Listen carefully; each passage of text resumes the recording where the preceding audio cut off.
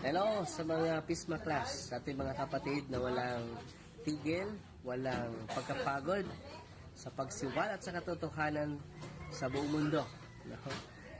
Sa daily reflection ninyo sa Ebanghelyo patuloy, kahit isa lang ang makikinig, maganda na yan. Dahil sabi ni Kristo, pagitan ni Apostol Pablo, bahagi ninyo yung natutunan ninyo. At sa pagbahagi ninyo sa natutunan ninyo, mailigtas nyo yung sarili ninyo, pati na ang inyong nakikinig.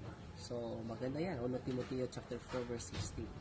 So, patuloy kayo, be inspired with the Holy Spirit, and receive always the grace of God. Because the grace of God can empower us. Amen. Fight, Team Maria. Attack safety with a humble heart.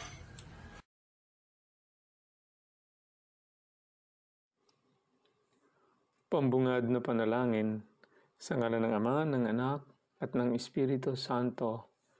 Amen. Pagpalain kami sa aming pagtitipon ngayon para sa pulong na ito. Gabayan mo ang aming isipan at puso upang kami ay magtrabaho para sa ikabubuti ng aming komunidad at tulungan ang lahat na iyong mga tao.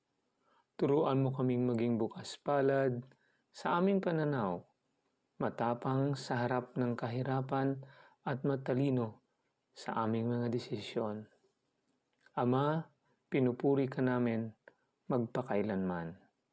Amen. Sa ngalan ng Ama, ng Anak, at ng Espiritu Santo. Amen.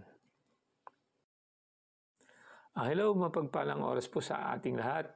At welcome po. Welcome sa ating munting tahanan dito sa Facebook at sa YouTube, ang ating PESMA Plus. At sa pagkakataon na ito, tayo po ay magninilay na naman o ang ating Gospel Reflections sa ating programa na PESMA, Pagnilayan ang Ebanghelyo sa madaling araw sa Pilipinas.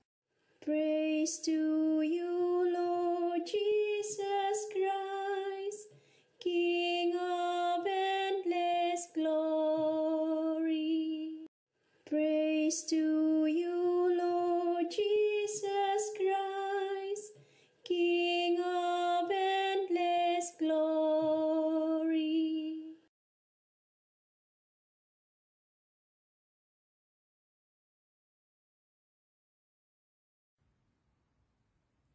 Thy word is a lamp unto my feet, and a light unto my path. Sinabi ng Poong Mahal, kasamaan ay layuan, kasalanay pagsisihan, kayo ay magbagong buhay, magbalik loob na tunay.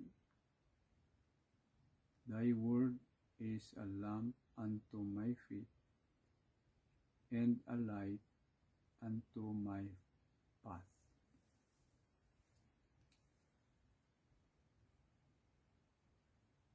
Ang mabuting balita ng Panginoon ayon kay San Mateo, Kabanata 5, talata 20 hanggang 26.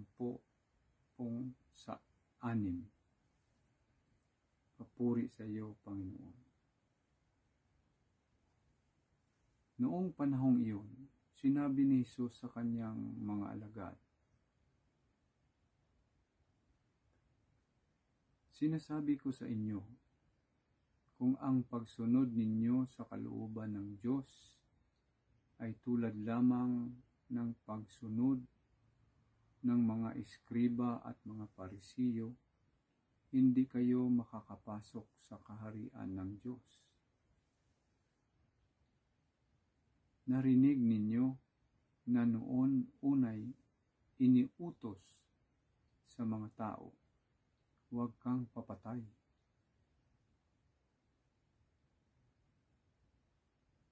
Ang sinumang makamatay ay mananagot sa hukuman. Ngunit ngayoy sinasabi ko sa inyo, ang mapuot sa kanyang kapatid ay mananagot sa hukuman. Ang humahamak sa kanyang kapatid ay mananagot sa Sanhedrin at sinumang magsabi sa kanyang kapatid, ulol ka, ay mapapasaapoy ng impyerno. Kaya't kung naghahandog ka sa Diyos at maalala mo na may sama ng loob sa iyo ang kapatid mo, iwan mo muna ang iyong handog sa harap ng dambana at makipagsundo ka sa kanya. Saka ka magbalik at maghandog sa Diyos. Kung may magsakdal laban sa iyo sa hukuman, makipag-ayos ka sa kanya habang may panahon, bago kanya iharap sa hukom, at kung hindi ibibigay kanya sa hukom na magbibigay naman sa iyo ng tanod, at ikaw ay mabibilanggo. Sinasabi ko sa iyo, hindi ka makakalabas doon hanggat hindi mo mabayaran ang kahuling-huling kusing.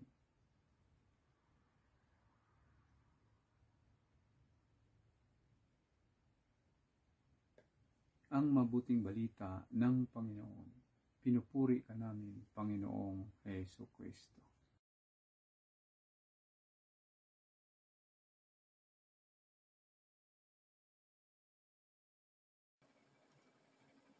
Hello po, mapagpalang oras sa ating lahat, mapagpalang araw at welcome po.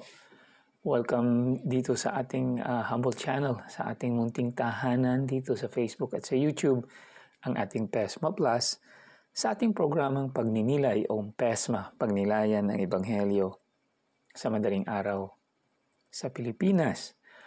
At syempre po, ang ating programang pagninilay po natin ay binubuksan po natin ito ng pagbabasa ng pagninilay ng ating Santo Papa. So basahin muna natin ang words of the Holy Father. Ito po'y binasin niya sa ating Gospel sa araw na ito, na nanggaling po sa Gospel according to St. Matthew, chapter 5, verses 20 to 26. Basahin po natin. Jesus offers the perfection of love to those who follow Him. Love is the only measure that has no measure to move past judgments. Love of neighbor is the fundamental attitude that Jesus speaks of, and He says that our relationship with God cannot be honest if we are not willing to make peace with our neighbor. He says, if you're offering your gift at the altar, and there remember that your brother has something against you, leave your gifts there before the altar and go. First, be reconciled to your brother, and then come and offer your gifts. Yan po ay nasa verses 23 hanggang 24. Therefore, if we are called to reconcile with our neighbor before showing our devotion to the Lord in prayer. In all of this, we see that Jesus does not give importance simply to disciplinary compliance and exterior conduct. He goes to the lowest roots, focusing first and foremost on the intention and the human heart from which our good and bad actions originate. To obtain good and honest conduct, legal rules are not enough. We need a deep motivation, an expression of a hidden wisdom, God's wisdom, which can be received through the Holy Spirit. Through faith in Christ, we can open ourselves to the action of the Spirit, which enable us to experience divine love. Yan po'y binasa ng ating Santo Papa sa kanyang Angelus noon 16th of February in the year of our Lord, 2014.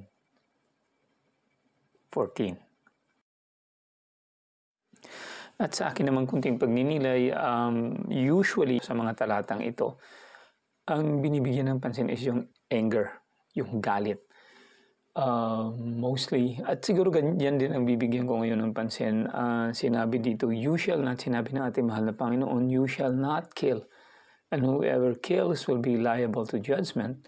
But I say to you, whoever is angry with his brother will be liable to judgment. So napakaklaro po. Subalit ano bang anger na ito? Anong pinagkaiba nito? Di ba nagalit din siya sa templo? Di ba pinagsisira niya yung mga binibenta ng mga nagnenegosyo doon? Kasi po, sa akin may 3 area ako na tinitingnan dito. Yung anger lang na galit ka. Halimbawa, pag sinabihan mo yung anak na huwag niyang gawin, tapos ginawa niya, magagalit ka sa kanya. Diba? O hindi siya nagre-respeto, paggagalitan mo siya. Tapos na yan. Yan ang anger. Galit ka lang sa moment na yan. Yan, katulad niyan ang nangyari sa templo. Pero kung yung anger na yan, na maiksi lang na anger, natatapos, ay sobra naman yung reaction mo. Tinatawag natin rage, di ba? Yung may tendency na masaktan mo na yung isa. Yan ay masama na. Yan ay nahuhulog na sa kasalanan, sa sin. At yung isa naman is yung hatred. Yung hatred ay hindi natatapos. Ibig sabihin, continuous. Di ba? May sama. Nagtatanim tayo ng sama ng loob, yung parang ganon. So, yun ay talagang deadly sin na talaga yun.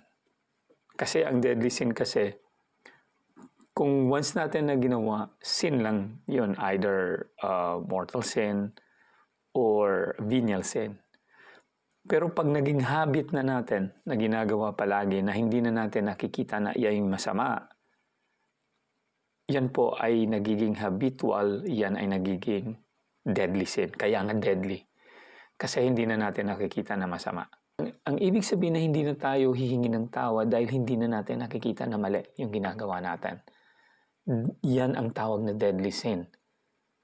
At ang isa pa rito, sinabi din ng ating mahal na Panginoon na kaya't kung naghahandog ka sa Diyos at maaalala mo na may sama ng loob sa iyo ang kapatid mo, iwan mo muna ang iyong handog sa harap ng dambana at makipagsundo sa Kanya. Saka ka na magbalik at maghandog sa Diyos. Now, dito'y sinabi rin ng ating mahal na Panginoon, if you remember that your brother or sister had something against you, you remember. Ibig sabihin, kung maalala mo. No, kung maalala mo, ibig sabihin, tapos na. Naalala mo lang. So, dito nakikita natin ang grudges. At yung grudges, yan po ang pinaka-importanteng bagay sa ating mga Pilipino. Minsan, hindi na natin nakakalimutan. Sabi nila, I forgive but I could not forget. Na kung sasabihin natin na, Rex, kung hindi na siya, ayaw niya na makipag-usap sa akin.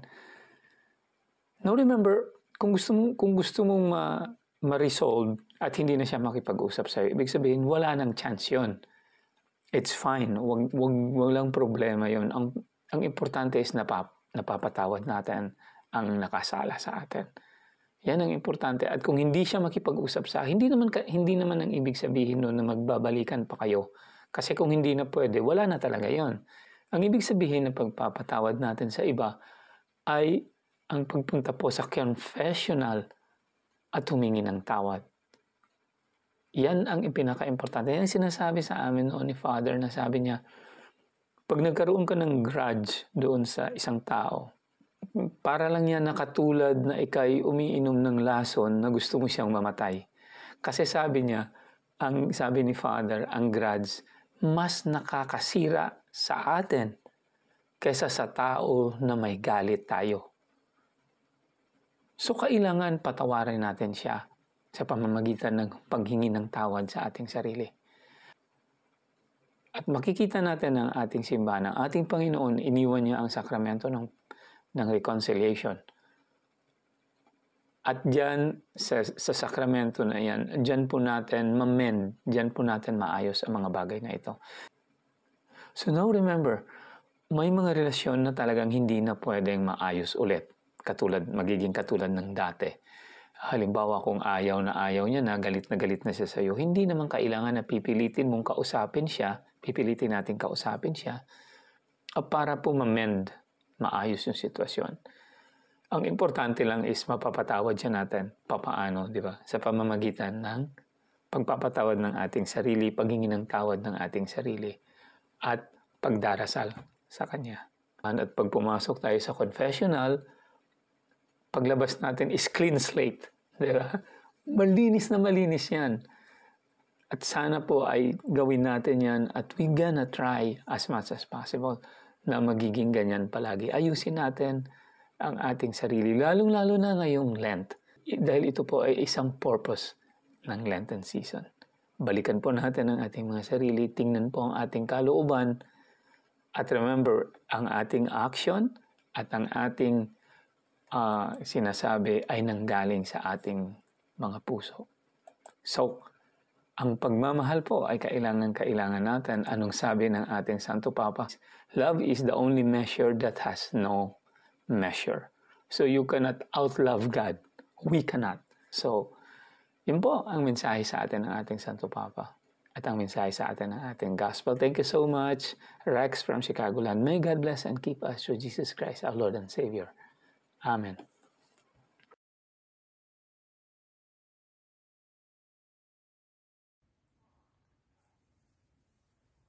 So, Shalom, papuri sa Diyos, mapagpalang oras po sa lahat at samahan niyo po kami sa pagnilay sa Ebanghelyo sa madaling araw diyan sa channel na ito, Pismo Plus. Pagnilayang Ebanghelyo sa madaling araw sa Pilipinas. So, sa araw ng Biyernes, Pitsa 14 ng Marso 2025, ating pagnilayan po ito, no? Ang unang linggo ng preparasyon sa ika-40 Diyas sa paghanda. Napakaliwanag ng sinabi ng Panginoon sa panahon na yun, no? Na kung ang kanyang alagad ay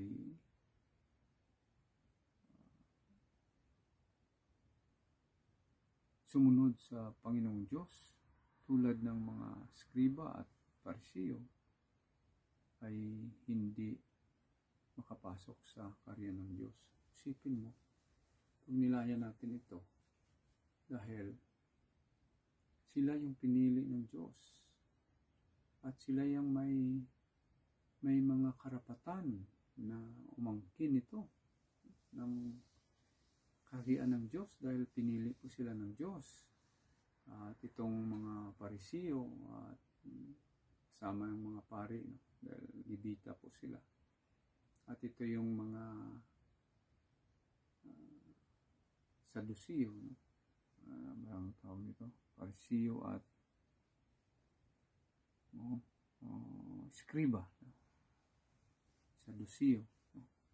Skriba, yung manunulat ng mga maalam, no? Mga sulat ng batas ni Moses. Yun po, no?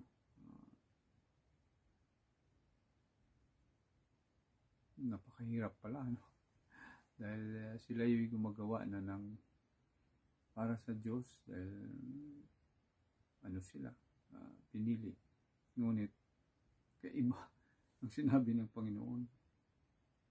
Hindi naman natin pwedeng sabihin na nagkamali ang Panginoong Hesukristo dahil makita natin po rito, no? Kung gaano po sila kahipokrito, no? Ang gusto lang nila marami silang pera at kung makapamigay sila ay tinutrumpita. Kahit manalangin po sila, no? Kahit saan lang dyan, kanto, o minsan sa bus pa, no? Na kumakadyot, ganyan, no? Sabi ng Panginoon, no? Mga hipokrito. So, tama po, paano pa makapasok sa langit? Dahil yung pakitang tao mo po at sa loob pa ng dibdib mo, puso mo ay lahat ng bagay, no? Yung panglamang, inggit, lahat Ganyan po ang mga kapatid natin dito. So, gusto nilang maraming pera, yun ang mangyari. So, dito po sa nasabi ng ating Panginoon, sa paggawa ng mabuti o paggawa ng kalooban ng Diyos ay kailangan nasa puso. No?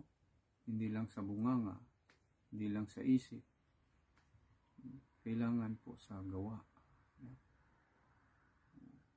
Ito pa, no? Ito madalas to sa mga pamilya na walang Diyos sa loob ng bahay, tahanan. Yung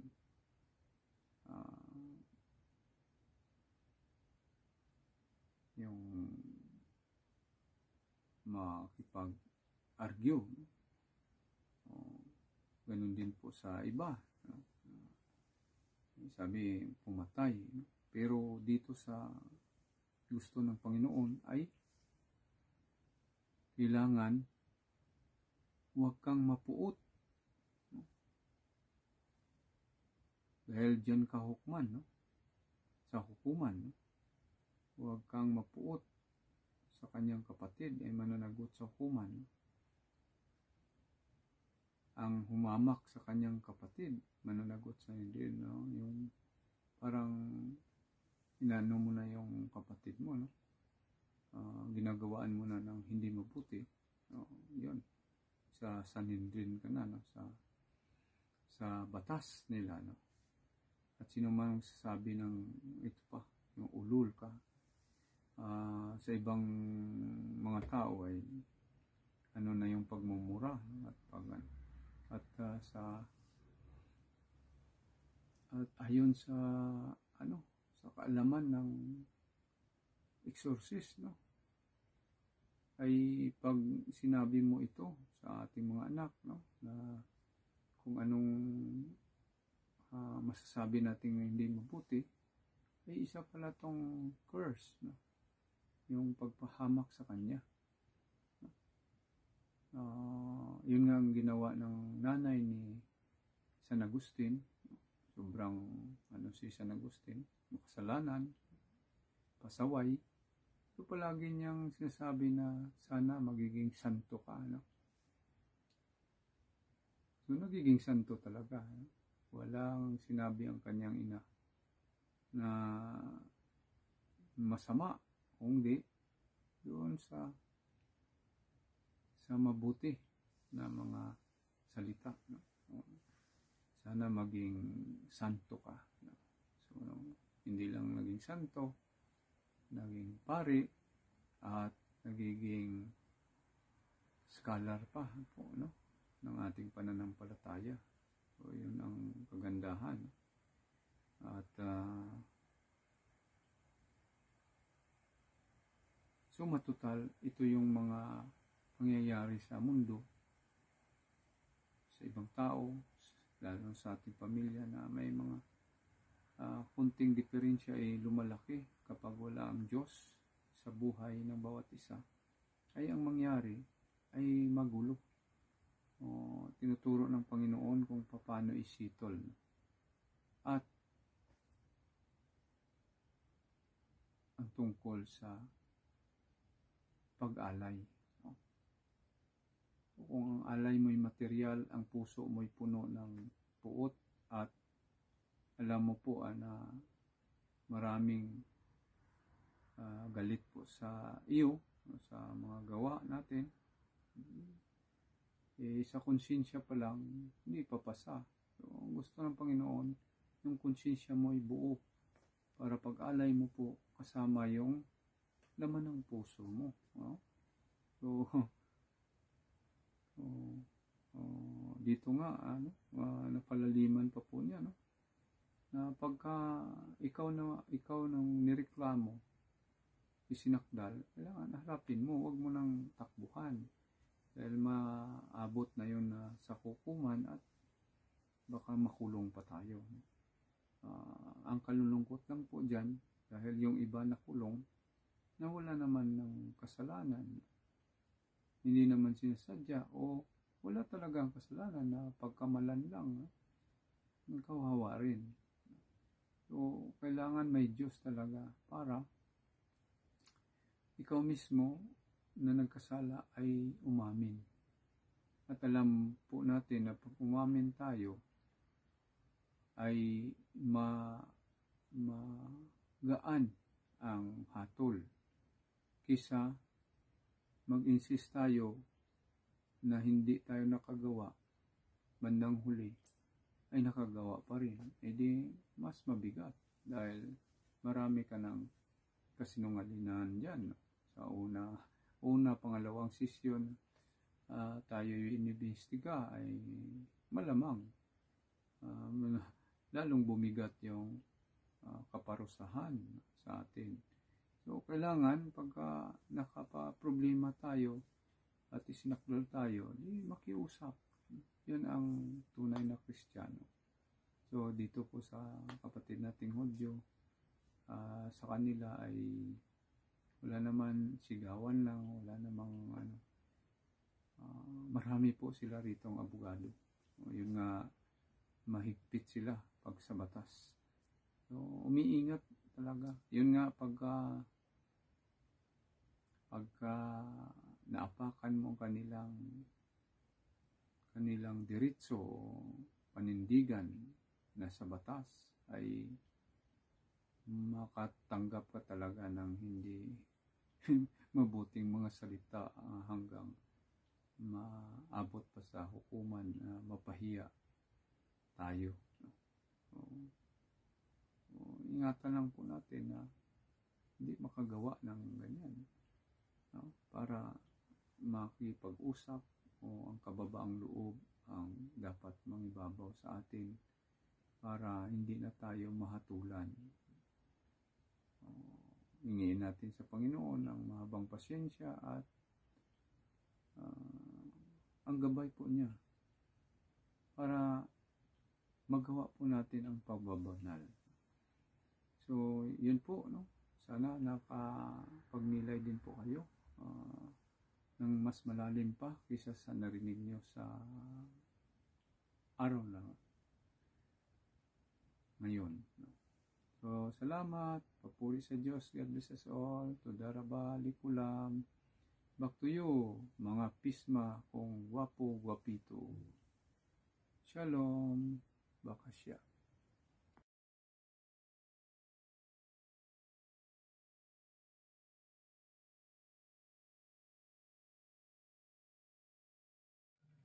So yan po ang ating pagninilay sa araw na ito. Thank you po. Maraming salamat sa inyong patuloy na pakikinig, pagsusubaybay at pagsusuporta sa ating channel. Huwag pong kalimutan mag-like at mag-subscribe para naman po matulungan ang ating channel na lumago at para naman po maikalat natin ang magandang balita. Again, thank you so much. At ito po si Rex from Chicagoland. May God bless and keep us through Jesus Christ, our Lord and Savior. Amen. Manalangin po tayo.